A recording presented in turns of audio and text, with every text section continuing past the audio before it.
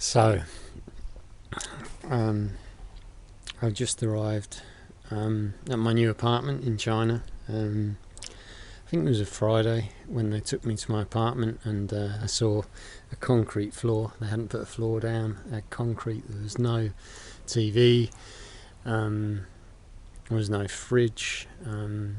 All these things they'd promised me in my contract weren't there yet. So I wasn't very happy about that. It's like moving into a brand new concrete apartment with nothing provided, basically a shell.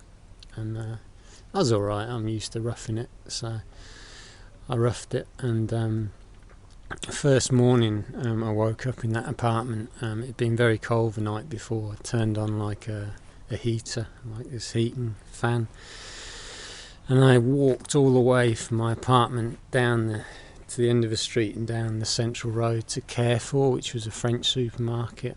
Had a look around there, took the bus back, and then that night my teaching agency, and they were very good, they'd arranged for me to go to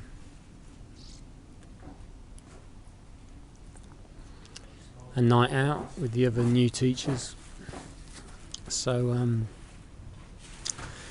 we basically met up with the two girls from the teaching agency, Terri and Sue Liu, and they introduced me to Simon and Simon. There were two Simons who were from Stoke-on-Trent, not far from where I lived in England, although they were in their mid-30s and I was 27 at the time, and a young Canadian guy, and they took us to an Irish bar, and we had a really good start to the night, having lots of drinks at this Irish bar, and then we carried on. I think went to Carol's by the river, which was on the beautiful river that flows through Chengdu, and we had a few drinks there, and a dance, because it's a really does like salsa and stuff, and then it was back home by taxi that night, and then the next day I had Sunday to get ready for teaching. And I'd actually been to prepare for teaching with my best mate's mum, who was a teacher in England. She'd taken me into school for a day. She taught not kindergarten but primary school, so she gave me lots of tips on teaching. So I got ready, and Monday I arrived at school and started teaching. I met the deputy head and principal, who were both younger than me. I think deputy head was 22, the principal might have been the same age as me. It was a senior guy, but I didn't talk to him. He couldn't speak English. He sat in his office smoking cigarettes, and basically I asked is there a syllabus, and they said no. I said, what do you want me to teach? They said, just teach what you like. So I did. I started teaching. I taught for that entire week via my teaching course and books I collected, and just going off the top of my head, I taught in limbo for that week. And it wasn't until the next week they pulled out a syllabus and said, oh, actually we have got a syllabus that a previous teacher made. And from then on I went and taught off that syllabus. But that first week I was winging it, and I got pulled to one side at one point, and they said, oh, the children aren't enjoying this too much, we need more games, more songs, more fun. Once I had the syllabus in hand, and that all took care of itself. And actually that Sunday that just gone, I went for a Western breakfast that first Sunday just to get myself settled in, and it was about the same cost as it would be at home. And I realised I was getting paid about £600 or £700 a month, and trying to save a bit of money.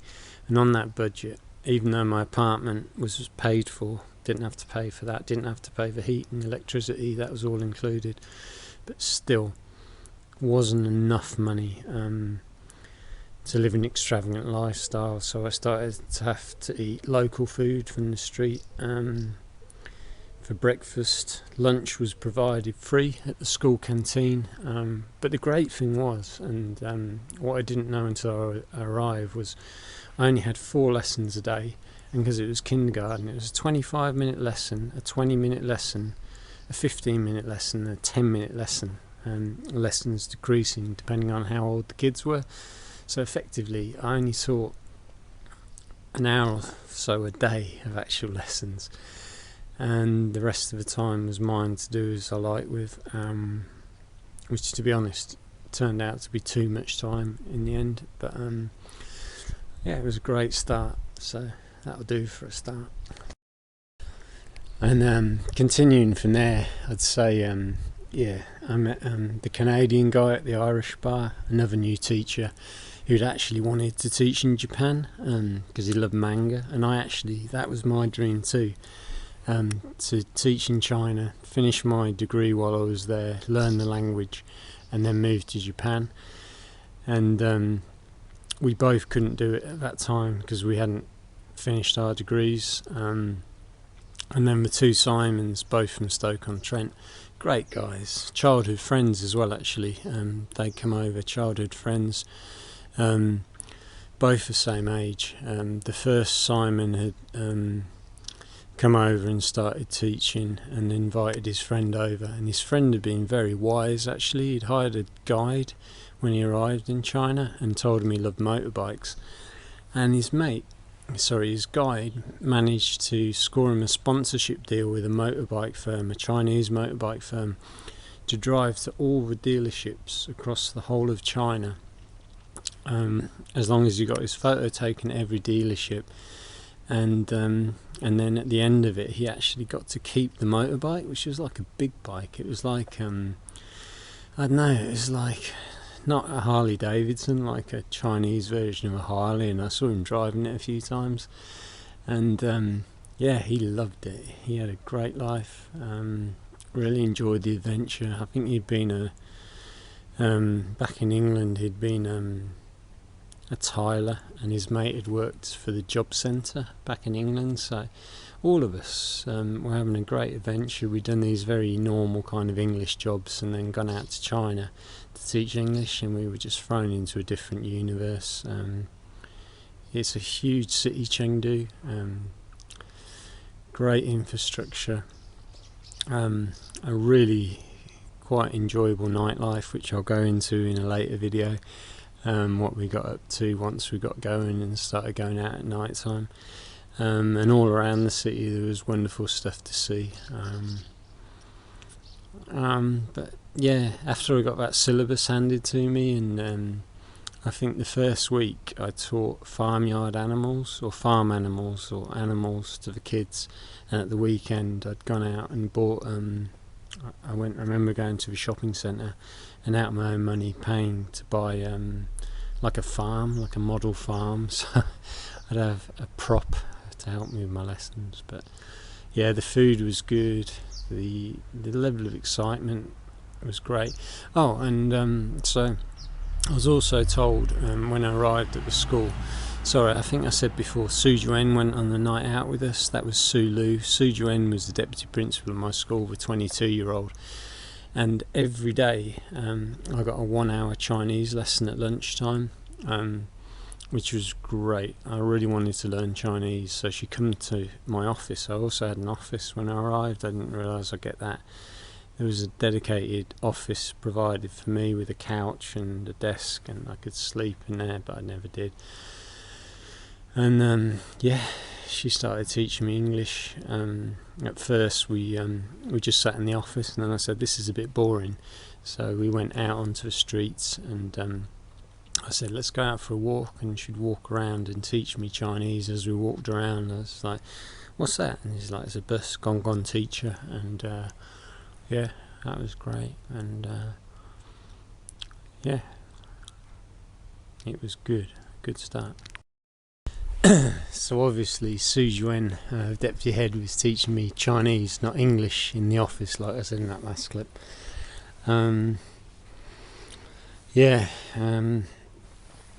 I think I got the timings on the lessons wrong, maybe. I think one lesson might have been 30 minutes, the other 25, the other 20 and the other 15, but it was nothing. And the thing that I didn't mention was it was finished by midday, so I think I'd start around 9 and there'd be breaks between the lessons, finish by 12, and then I'd get a free lunch at the canteen, which was actually really good.